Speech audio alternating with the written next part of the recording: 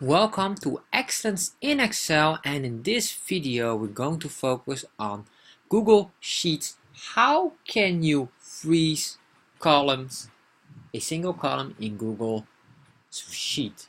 So Google Sheet have a lot of functions, and one of these is also to freeze not only the cells but also the columns. So let me show you exactly what we have here right now. So imagine here we have a situation. We have this list, however we have here a lot of information, and now I'm not sure what number 2 of this row is. Is it apples? Is this cherries? Is this melons? And what are this here? What is this 1 here? Do I need to order? But I don't know what.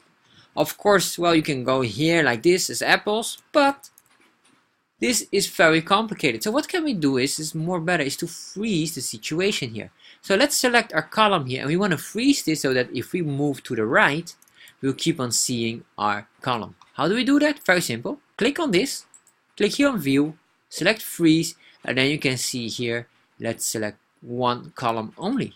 And there you are. So now when we move, our column with product list or produce list is very clear, and we can see here that this is just apples. We know that we have too many apples here, but we are here very short on apples. And same here, we are here short on apples from this branch. Of course, this is all duplicate values, however, don't mind that. So this is really how you can use a single column freezing, to freeze only a single column. Very useful in Google Sheets.